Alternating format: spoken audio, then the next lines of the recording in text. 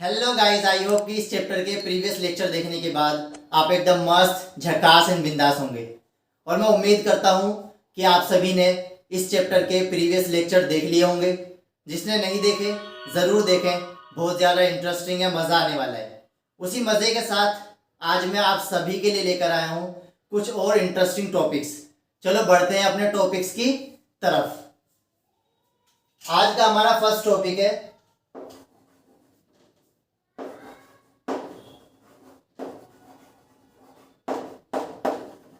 Regulation of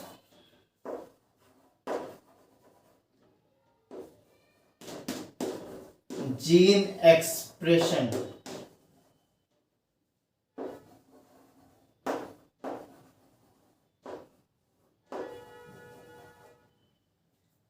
आज का हमारा फर्स्ट टॉपिक है रेगुलेशन ऑफ जीन एक्सप्रेशन। ये डायग्राम मैंने पहले से बना दिया है। डायग्राम है लेक ओपेरोन का। टाइम कंज्यूम होता तो उस टाइम को बचाने के लिए मैंने पहले से ये डायग्राम बना दिया है। इसे एक्सप्लेन करेंगे रेगुलेशन ऑफ जीन एक्सप्रेशन के अंदर। समझ आ गया? देखो, रेगुलेशन ऑफ जीन एक्सप्रेशन अभी तक हमने जितना भी पढ़ा है चैप्टर के अंदर, रेप्लिकेशन डीएनए से डीएनए का बनना, ट्रांसक्रिप्शन डीएनए से एमआरएनए का बनना, ट्रांसलेशन एमआरएनए से प्रोटीन का बनना। समझ आ गया?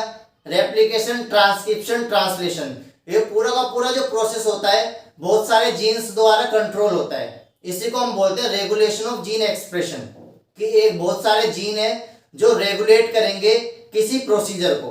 समझ आ गया? देखो, रेगुलेशन ऑफ जीन एक्सप्रेशन के अंदर फर्स्ट पॉइंट आता है मोर complex in eukaryotes, more complex in eukaryotes than prokaryotes। देखो, इधर मैं डायग्राम बना लेता हूं। ये मैंने सेल बना दी यहां पर। किसकी बनाई है? प्रोकैरियोट की। यहां पे बना दी मैंने यूकैरियोट।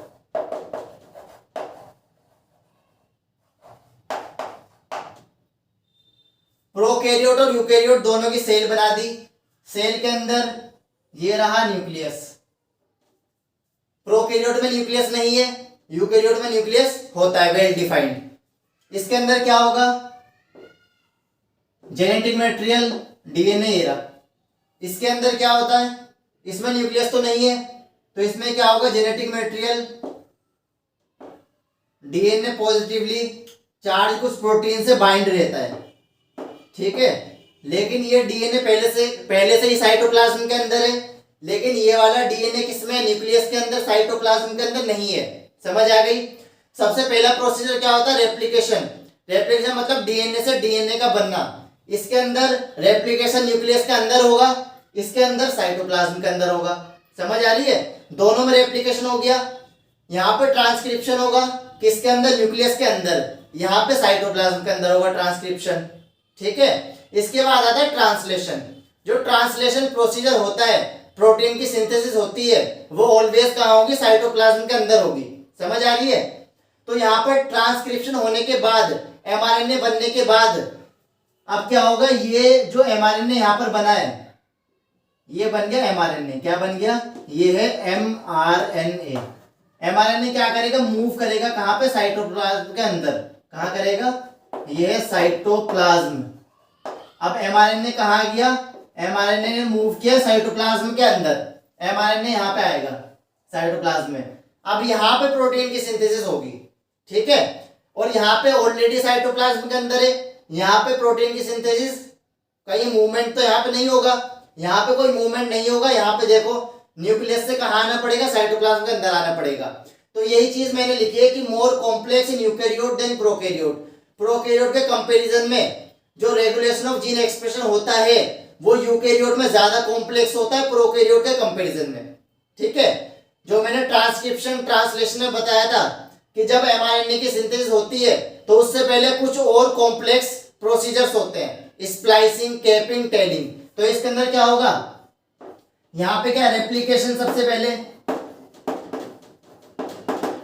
रेप्लिकेशन दोनों में क्या है? दोनों में रेप्लिकेशन हो रहा है और सेम है दोनों में। ठीक है, इसके बाद क्या होगा, ट्रांसक्रिप्शन। यहां पे ट्रांसक्रिप्शन होगा। ठीक है, ट्रांसक्रिप्शन में यहां पे क्या होता है, स्प्लाइसिंग, कैपिंग। यहां पे क्या होगा, स्प्लाइसिंग होगा, कैपिंग होगा और टेलिंग होगा। ठीक है, स्प्लाइसिंग, कैपिंग, टेलिंग सिर्फ यूकेरियोट के अंदर होगा, एमआरएनए बन जाएगा। और यहाँ पे एमआरएनए न्यूक्लियस से कहा जाएगा साइटोप्लाज्म में। यहाँ पे क्या होता है, यहाँ पे मूवमेंट भी होता है। यहाँ पे क्या होता है, movement of mRNA from nucleus to cytoplasm. ठीक है, यहां तो मूवमेंट हो रहा है एमआरएनए का न्यूक्लियस से साइटोप्लाज्म के अंदर, लेकिन यहां पे कोई भी मूवमेंट नहीं हो रहा। यहां पे कोई भी स्प्लाइसिंग, कैपिंग और टेलिंग नहीं हो रही। ठीक है, तो जो ये वाला प्रोसीजर है वो लेस कॉम्प्लेक्स है। यहाँ पे ज्यादा स्टेप्स हो रहे हैं तो यहाँ पे ज्यादा कॉम्प्लेक्स है। समझ आ गया? तो इस लाइन का यही मतलब था कि यूकेरियोट के अंदर जो प्रोसीजर होता है जीन एक्सप्रेशन का वो ज्यादा कॉम्प्लेक्स होता है as comparison to prokaryote. Prokaryote में देखो ज्यादा स्टेप्स नहीं है और यूकेरियोट में ज्यादा स्टेप्स है। समझ आ गया? चलो,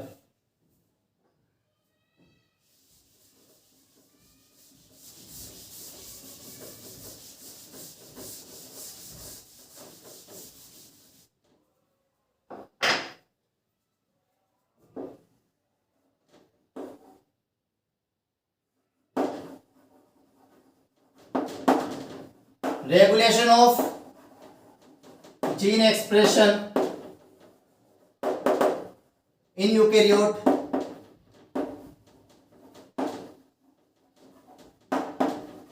occur at 4 level. Regulation of gene expression in prokaryote occur at 4 level. 4 level पे होता है, जो मैंने अभी बता दिया सारा का सारा। ठीक है, पहले मैंने क्या बताया, वही रेप्लिकेशन होगा इसके अंदर। रेप्लिकेशन कहां पर होगा, न्यूक्लियस में। कहां होगा, न्यूक्लियस में। ठीक है, रेप्लिकेशन के बाद क्या होगा, ट्रांसक्रिप्शन।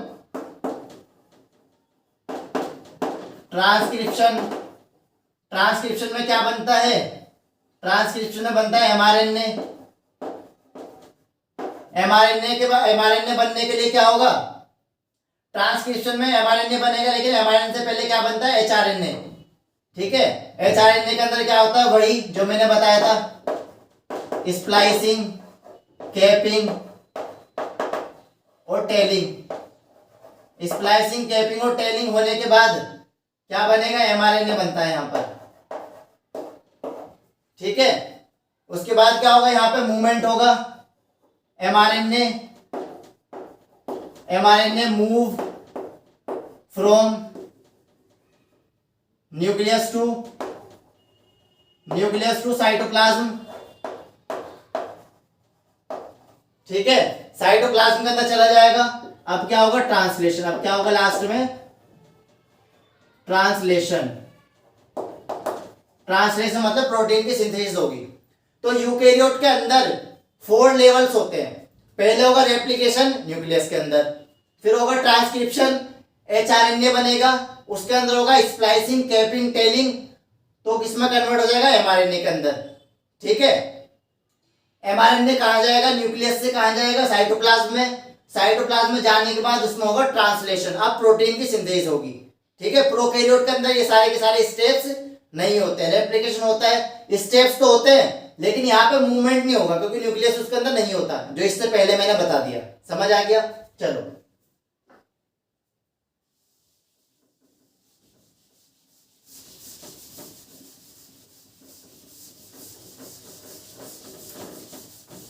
अब हम किसकी बात करेंगे, हमारा नेक्स्ट टॉपिक आता है लेक ओपेरोन। किसने दिया था,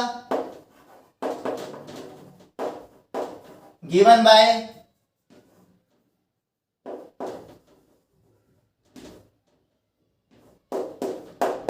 फ्रांसकोइस जैकोब एंड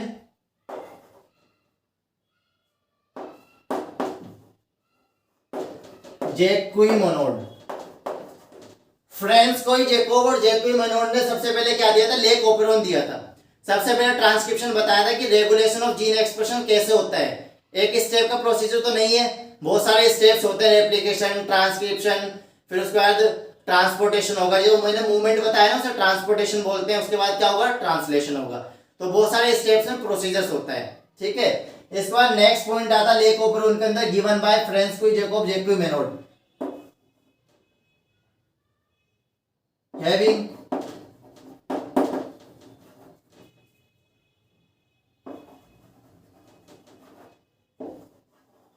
मैनी जीन्स।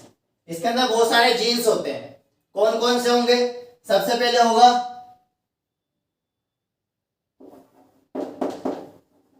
सबसे पहला होगा स्ट्रक्चरल जीन, सेकंड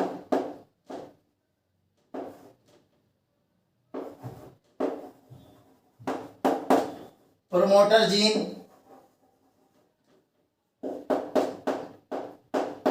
फिर होगा ऑपरेटर जीन, फिर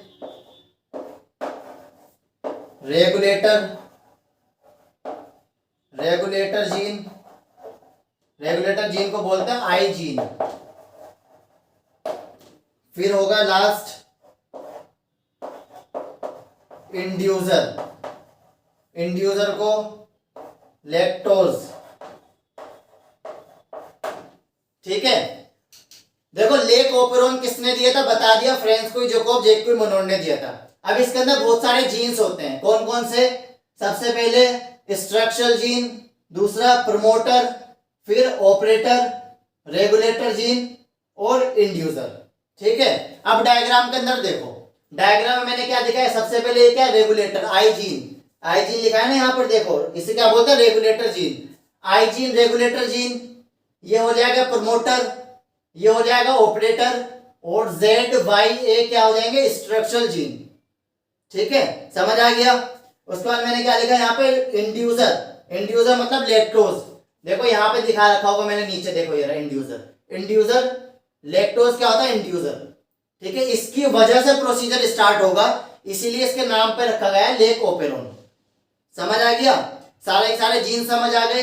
इस ट्रेन की पटरी के ऊपर देखो, सबसे पहले रेगुलेटर, फिर P से प्रमोटर, O से ऑपरेटर, ZYA स्ट्रक्चरल जीन। बच्चे कंफ्यूज हो जाते हैं कि I मतलब इंड्यूसर है, ठीक है। कंफ्यूज मत होना, I मतलब इंड्यूसर नहीं है, I का मतलब है यहाँ पर रेगुलेटर जीन, ठीक है। और इंड्यूसर क्या है? लैक्टोज। तो यहाँ पे कंफ्यूजन होती है, ठीक है। ये कंफ्यूजन वाला पॉइंट है, तो ये ध्यान रखना। I का मतलब इंड्यूसर नहीं है, I का मतलब है रेगुलेटर जीन। समझ आ गया? देखो स्ट्रक्चरल जीन बता दिया, ये P प्रमोटर जीन, ये क्या हो जाएगा? Promoter gene. समझ आ गया इतना? चलो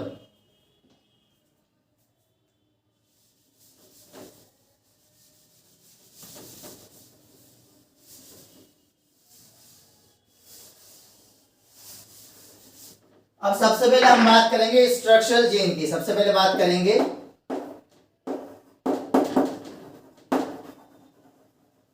स्ट्रक्चरल जीन।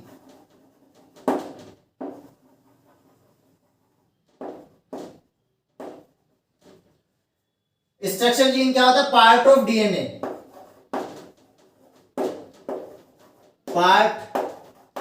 डीएनए, ये डीएनए का पार्ट होता है। स्ट्रक्चरल जीन क्या है? डीएनए का पार्ट होता है, कोड फॉर एमआरएनए, एमआरएनए के लिए कोड करेगा। Part of DNA, code for mRNA, ठीक है। तो स्ट्रक्चरल जीन क्या करेगा? एमआरएनए बनाएगा। देखो स्ट्रक्चरल जीन मैंने बता रखे ना यहाँ पर, ZYA क्या बना रहे हैं? लेक एमआरएनए बना रहे हैं ना, एमआरएनए की सिंथेसिस कर रहे हैं, ZYA एमआरएनए बना रहे हैं, लैक्टोज एमआरएनए, ठीक है। तो प्रोटीन की सिंथेसिस करेंगे। इसके बाद next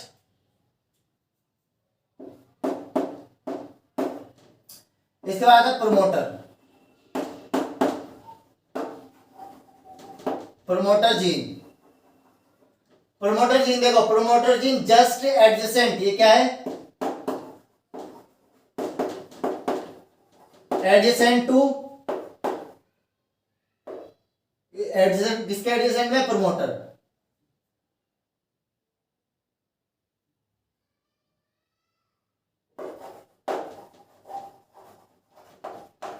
regulator gene, promoter gene क्या है, एडिशन टू रेगुलेटर जीन। देखो रेगुलेटर जीन के पास वाले पोर्शन को क्या बोलते हैं, प्रमोटर जीन बोलते हैं। क्या बोलते हैं, प्रमोटर जीन। अब प्रमोटर जीन क्या काम करता है, प्रमोटर जीन एरिया प्रोवाइड करता है आरएनए पॉलीमरेज को बाइंड करने के लिए। देखो ये रहा डीएनए, पहले ही मैंने बताया ये, ठीक है। तो ट्रांसक्रिप्शन में क्या होता था, ट्रांसक्रिप्शन में यहाँ पे क्या होता था, आरएनए पॉलीमरेज बाइंड करता था, याद आ रहा है, लेक्चर नहीं देखा तो देखना, यहाँ पे क्या होता है, आरएनए पॉलीमरेज बाइंड करता था। तो डीएनए की वो सीक्वेंस, डीएनए का वो एरिया जहां पर आरएनए पॉलीमरेज बाइंड करता है, चिपकता है, उसे बोलते हैं प्रमोटर जीन। प्रमोटर जीन वो डीएनए की सीक्वेंस होती है जहां पर आरएनए पॉलीमरेज बाइंड करेगा। देखो यहां पे बाइंड कर दिया, तो इसे क्या बोलेंगे, इस पोर्शन को प्रमोटर जीन। समझ आ गया, इतना समझ आ गया। चलो नेक्स्ट आता है प्रमोटर के बाद क्या है, ऑपरेटर, ऑपरेटर जीन।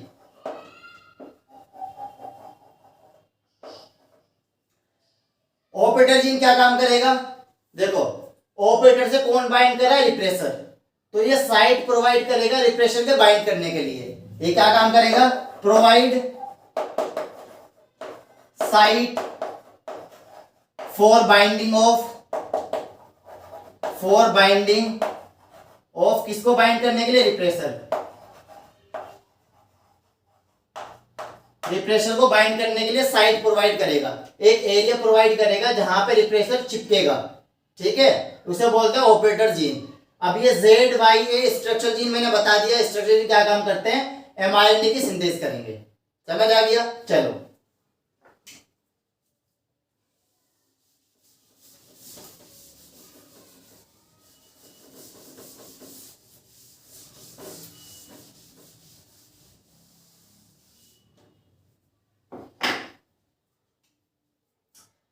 इसके बाद नेक्स्ट पॉइंट आता है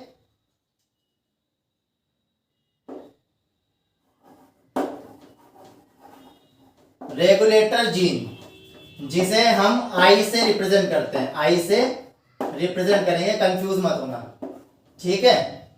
पी का मतलब होता है प्रमोटर, प्रमोटर को रिप्रेजेंट करेंगे पी से। इसके बाद होता है ऑपरेटर, ऑपरेटर को रिप्रेजेंट करेंगे ओ से। इसके बाद आता है ZYA, ये क्या है, स्ट्रक्चरल जीन। क्या है, स्ट्रक्चरल जीन। स्ट्रक्चरल जीन को किससे रिप्रेजेंट करेंगे, ZYA, ZYA से रिप्रेजेंट करेंगे। समझ आ गया। तो सबकी रिप्रेजेंटेशन मैंने बता दी। अभी से जो लेक ओपेरॉन की बात कर रहा हूं, अभी मैं लेक ओपेरॉन में जब से बोल रहा हूं, तो लेक ओपेरॉन रिप्रेजेंट करता है लैक्टोज की सिंथेसिस होगी इसके अंदर। किसकी सिंथेसिस होगी, लैक्टोज की सिंथेसिस होगी इसके अंदर, ठीक है। और लैक्टोज की वजह से ये प्रोसीजर स्टार्ट होता है, लैक्टोज की वजह से ये प्रोसीजर स्टार्ट होता है, सॉरी, लैक्टोज की वजह से प्रोसीजर स्टार्ट होता है, इसलिए इसका नाम रखा गया है लेक ओपेरॉन। समझ आ गया। देखो ये वाला डायग्राम देखो, इस वाले डायग्राम में रेगुलेटर जीन क्या बना रहा है, रिप्रेसर एमआरएनए। क्या बना रहा है, रिप्रेसर एमआरएनए। रिप्रेसर एमआरएनए से क्या बना है, रिप्रेसर। अब ये रिप्रेसर क्या काम करेगा, ऑपरेटर से बाइंड कर जाएगा। किससे बाइंड करेगा, ऑपरेटर से आके चिपक जाएगा। जब ऑपरेटर से आके चिपक जाएगा, बाइंड कर जाएगा, तो क्या होगा, जो आगे आने वाले प्रोसीजर हैं, जो आगे प्रोसीजर्स होंगे वो स्टॉप हो जाएंगे। कौन सा प्रोसीजर है, ट्रांसक्रिप्शन। कौन सा प्रोसीजर है, ट्रांसक्रिप्शन स्टॉप हो जाएगा। यहां पर जब रिप्रेसर ऑपरेटर से बाइंड कर जाता है, चिपक जाता है, तो सारे के सारे दरवाजे बंद कर देता है। इसका मतलब है ट्रांसक्रिप्शन यहां पे रुक जाएगा, स्टॉप हो जाएगा। यहां पे लेक ओपेरॉन काम नहीं करेगा। समझ आ गई। इसके बाद देखो ये वाला डायग्राम, इस वाला डायग्राम में रेगुलेटर से क्या बन रहा है, रिप्रेसर एमआरएनए, रिप्रेसर एमआरएनए क्या बना रहा है, रिप्रेसर। अब रिप्रेसर बनाने के बाद अब एक बंदे ने क्या काम किया, रिप्रेसर तो बन गया, अब इस रिप्रेसर के अंदर क्या डाल दिया, इंड्यूसर डाल दिया। क्या डाला, इंड्यूसर। इंड्यूसर इंड्यूसर मतलब लैक्टोज। ठीक है, जब ये प्रोसीजर स्टार्ट हुआ, स्टार्ट होने के बाद इसमें क्या करा, लैक्टोज डाल दिया, लैक्टोज डाल दिया, लैक्टोज डाल दिया। तो लैक्टोज क्या काम करता है, इंड्यूसर का काम करेगा। क्या काम करेगा, इंड्यूसर का काम करेगा। ये बाइंड कर जाएगा रिप्रेसर से, उस बंदे को ही जकड़ लेगा जो ऑपरेटर से बाइंड करने वाला था, जो हमारा काम खराब कर रहा था ना, उसी को पकड़ लेगा। ये देखो ये बंदा क्या काम कर रहा है, काम को खराब कर रहा है। ये बंदा काम खराब कर रहा है, काम ही नहीं होने दे रहा आगे। तो ये क्या काम करेगा, लैक्टोज इस बंदे को ही पकड़ के रख लेगा। जब इस बंदे को पकड़ के रख लेगा तो आने वाले जो प्रोसीजर है आगे वो स्टार्ट हो जाएंगे। समझ आ रही है। तो लैक्टोज की वजह से लेकोपरोन काम कर रहा है, लैक्टोज की वजह से ट्रांसक्रिप्शन हो रहा है। ठीक है, तो इसीलिए इसे बोलते हैं इंड्यूसर। क्या बोलते हैं, इंड्यूसर। ये स्टार्ट करेगा प्रोसीजर को। देखो यहाँ पर लैक्टोज लेक एमआरएनए बन रहा है, लेक एमआरएनए के बाद बनने के बाद जेड वाले से क्या बनेगा, बीटा गैलेक्टोसाइडेज। वाई से क्या बन रहा है, परमिएज, इससे ट्रांस एसिटाइलेज। बीटा गैलेक्टोसाइडेज की किसी लिए जरूरत होती है, बीटा गैलेक्टोसाइडेज लैक्टोज को ग्लूकोज और गैलेक्टोज में कन्वर्ट करता है। क्या कन्वर्ट करता है,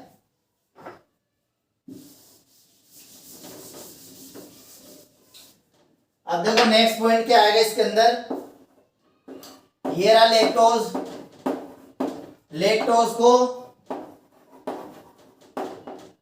ग्लूकोज प्लस ग्लैक्टोज, ग्लूकोज और ग्लैक्टोज में कन्वर्ट करेगा कौन, बीटा गैलेक्टोसाइडेज। कौन करेगा, ये काम करता है beta galactosidase. Beta galactosidase lactose को ग्लूकोज और गैलेक्टोज में कन्वर्ट करता है और इसी से एनर्जी मिलती है, इसी से एनर्जी मिलती है। यहां पर नोट डाल के एक चीज लिखूंगा मैं, एग्जांपल ले लेता हूं मैं, इकोलाई। इकोलाई बैक्टीरिया, ठीक है। इकोलाई बैक्टीरिया के अंदर, इकोलाई बैक्टीरिया काम का क्या करता है, ये काम करता है synthesis of beta galactosidase. E coli bacteria के अंदर बीटा गैलेक्टोसाइडेज की सिंथेसिस हो रही है।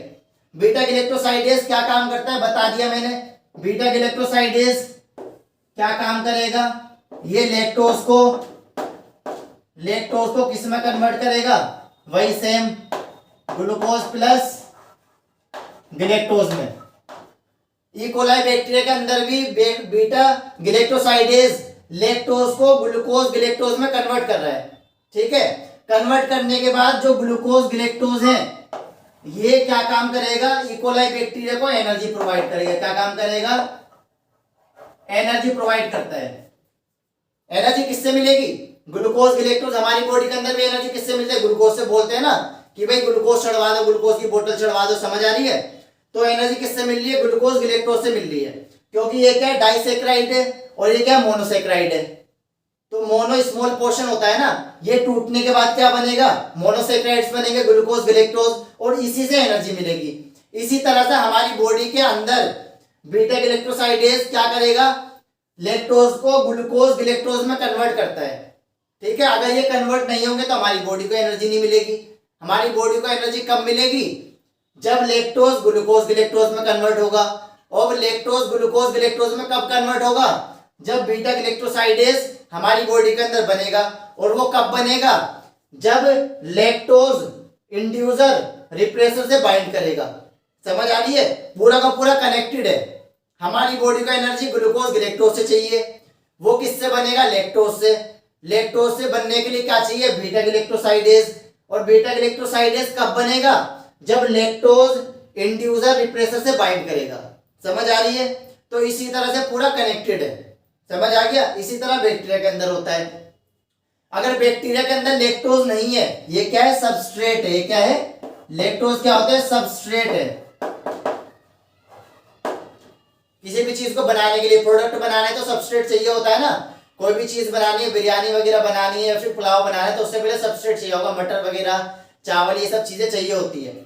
ठीक है, तो ये सबस्ट्रेट है। अगर बैक्टीरिया के अंदर लैक्टोज खत्म हो जाए, बैक्टीरिया को हम लैक्टोज ना दें, लैक्टोज प्रोवाइड ना करें बैक्टीरिया को, तो बीटा गैलेक्टोसाइडेज नहीं बनेगा। क्यों बनेगा भाई? क्योंकि बीटा गैलेक्टोसाइडेज तो लैक्टोज पे काम करेगा ना। अब जब लैक्टोज नहीं है तो बीटा गैलेक्टोसाइडेज क्यों बनेगा फालतू में, फ्री फोकट में क्यों बनेगा?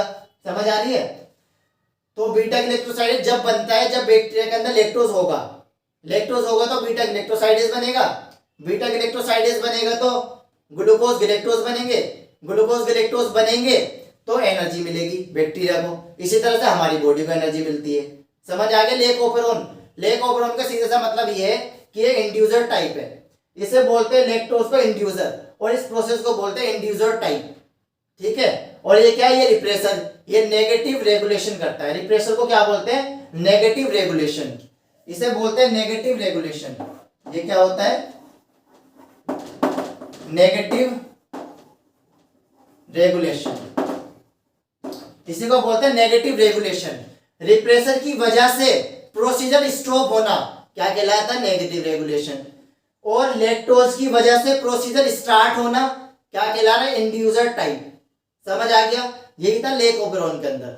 समझ आ गया? चलो आगे बढ़ते हैं।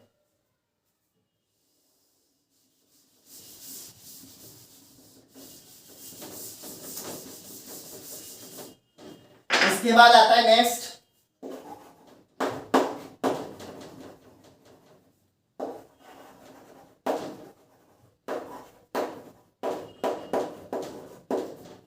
HGP, human genome project. Human genome project को मेगा प्रोजेक्ट बोलते हैं। क्या बोलते हैं? मेगा प्रोजेक्ट इसलिए बोलते हैं क्योंकि ये 1990 से 2003 तक चला था। कितने साल हो गए? 13 ईयर। एम क्या था इसका? इसका एम था identify sequence of base pair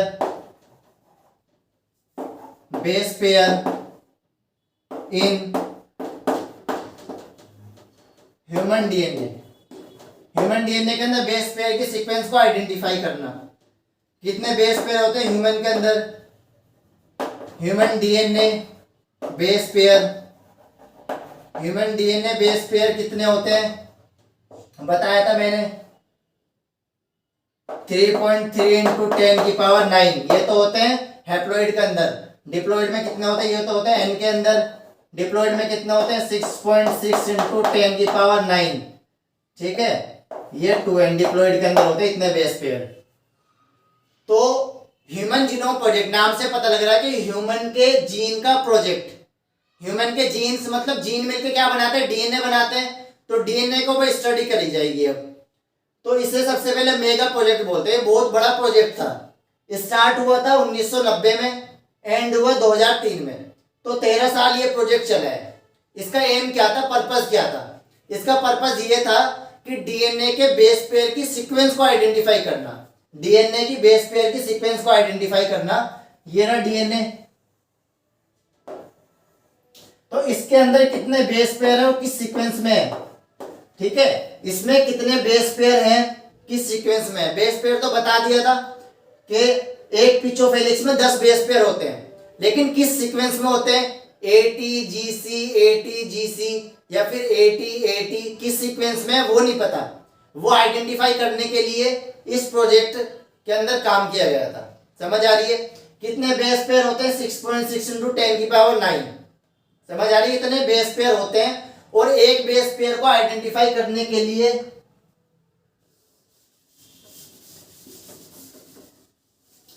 next point आता है इसमें, नेक्स्ट आता है cost of one base pair. One base pair की कितनी कॉस्ट थी आइडेंटिफाई करने के लिए? 3 यूएस डॉलर। ठीक है, एक बेस पेयर को आइडेंटिफाई करने के लिए 3 यूएस डॉलर की जरूरत पड़ी थी। तो टोटल बेस पेयर को आइडेंटिफाई करने के लिए total base pair cost, total base pair की कॉस्ट कितनी थी? 9 बिलियन डॉलर।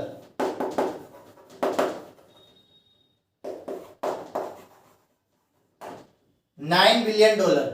एक बेस पेयर को आइडेंटिफाई करने के लिए 3 यूएस डॉलर, तो टोटल के लिए 9 बिलियन डॉलर की जरूरत पड़ी थी आइडेंटिफाई करने के लिए। ह्यूमन के बेस पेयर को आइडेंटिफाई करने के लिए इतने डॉलर लगे, देख रहे हो। और इस डॉलर के लिए इतना पैसा आएगा कहां से? तो इसके अंदर बहुत सारी कंट्रीज ने कंट्रीब्यूशन दिया था। कौन कौन सी कंट्रीज ने कंट्रीब्यूट किया था? फ्रांस, जर्मनी, ठीक है, फ्रांस, जर्मनी और भी कंट्रीज थे जिन्होंने कंट्रीब्यूशन दिया, जिन्होंने पैसा दिया था इस प्रोजेक्ट के अंदर। समझ आ रही है? आप देखो इसके गोल्स क्या थे, गोल्स ऑफ, इसके बाद आता है next point, goals of HGP। अब ह्यूमन जीनोम प्रोजेक्ट का क्या क्या गोल्स है उसके बारे में बात करेंगे, इसके गोल क्या थे। ठीक है, HGP प्रोजेक्ट का गोल क्या था, क्या उद्देश्य रहा होगा इसका? मेन पॉइंट तो मैंने बता दिया कि ह्यूमन के अंदर बेस पेयर की सीक्वेंस को आइडेंटिफाई करना, लेकिन ये तो जरूरी नहीं है ना कि एक ही एम था उनका, और भी एम्स थे। देखो फर्स्ट, पहला एम क्या था? पहला था आइडेंटिफाई और डिटरमाइन, आइडेंटिफाई एंड डिटरमाइन 20,000 से 25,000 जीन्स इन ह्यूमन डीएनए। पहला एम क्या था? पहला गोल इसका था कि 20,000 से 25,000 जीन्स को आइडेंटिफाई करना, डिटरमाइन करना ह्यूमन के डीएनए में।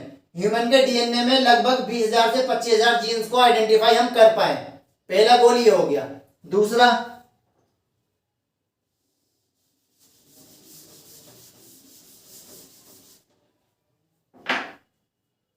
था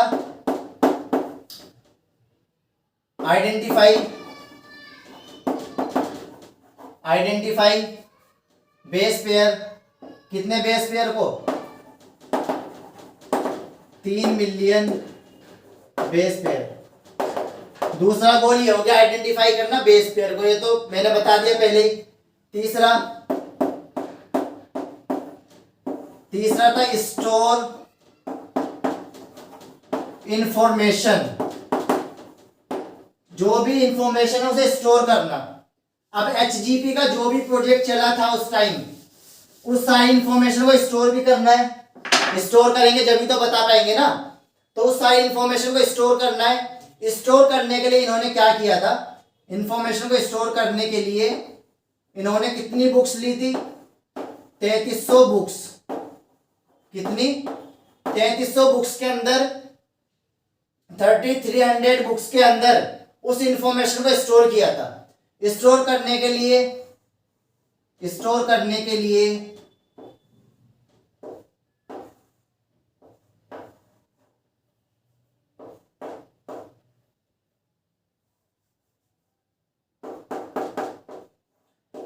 बुक बना दी।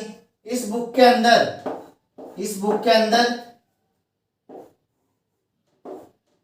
1000 तो पेज है, ठीक है, और हर पेज पे ईच पेज हैविंग 1000 लेटर्स। ठीक है, समझ आ गया? 3300 बुक के अंदर इस इंफॉर्मेशन को स्टोर किया गया, और हर बुक के अंदर 1000 पेज, और हर पेज पे 1000 लेटर लिखा जाएगा। तो कितनी बुक्स लगी? 3300 बुक्स। इसके बाद और भी इंफॉर्मेशन थी, तो कितना, कौन लिखेगा इतनी बुक्स को? ठीक है, तो इसके लिए कंप्यूटराइज सिस्टम बनाया गया जिसे हम बोलते हैं बायो इन्फॉर्मेटिक्स। ठीक है, बायो इन्फॉर्मेटिक्स एक कंप्यूटर के अंदर उस सारी इंफॉर्मेशन को स्टोर किया गया। समझ आ रही है? चलो नेक्स्ट आता है इसके अंदर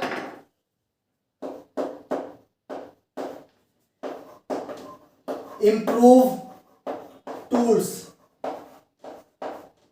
टूल्स को इंप्रूव करना, जो भी टूल्स लिए गए थे अभी तक तो बुक्स में लिख रहे थे, बुक्स में लिखने के बाद सफिशिएंट नहीं है ना, तो कंप्यूटर में उसे फीड करना है।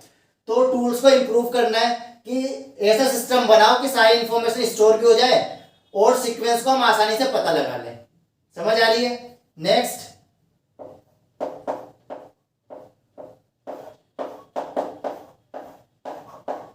एलसी का मतलब होता है ethical, legal and social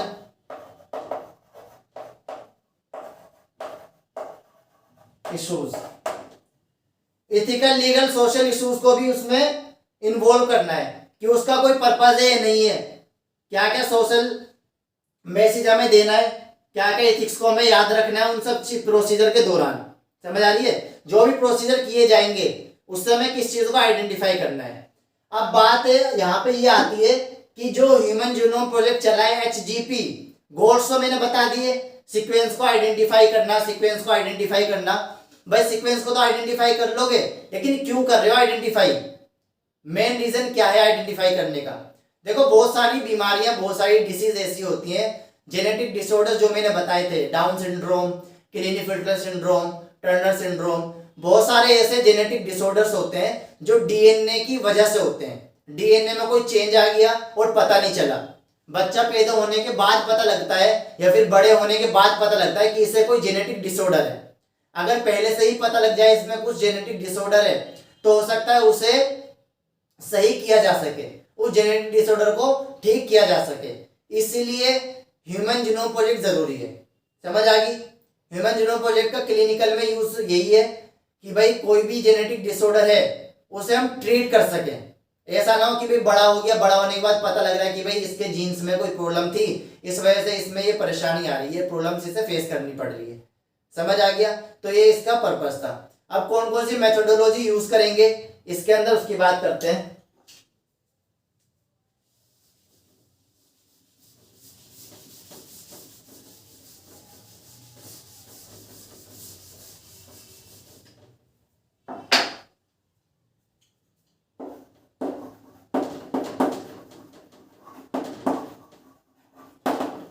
methodologies, क्या क्या मेथोडोलॉजी यूज करेंगे? मेथोडोलॉजी के अंदर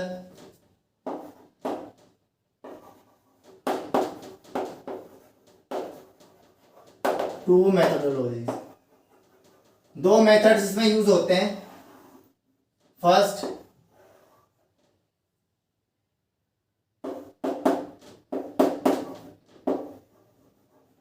express tag sequence,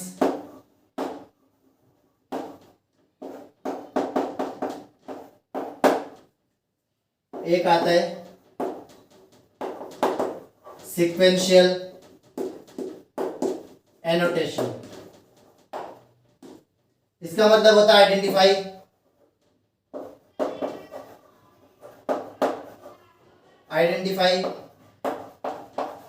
whole set of genes। इसका मतलब होता है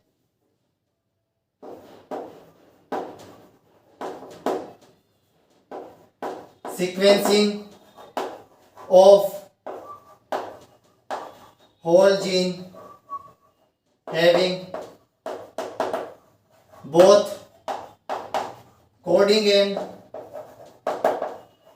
coding and non coding sequence, coding and non coding sequence.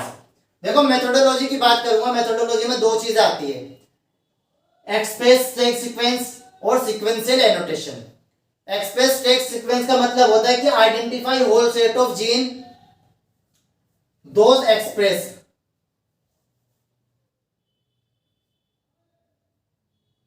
Whole set of gene, कौन से जीन, एक्सप्रेस। इसके अंदर क्या करेंगे, उन जीन को आइडेंटिफाई करेंगे जो अपने आप को एक्सप्रेस कर सकते हैं, जो अपने आप को एक्सप्रेस करेंगे। जो मैंने एक्सोन इंट्रोन बताया था ना, कि इंट्रोन को रिमूव कर देंगे और एक्सोन को जोड़ देंगे।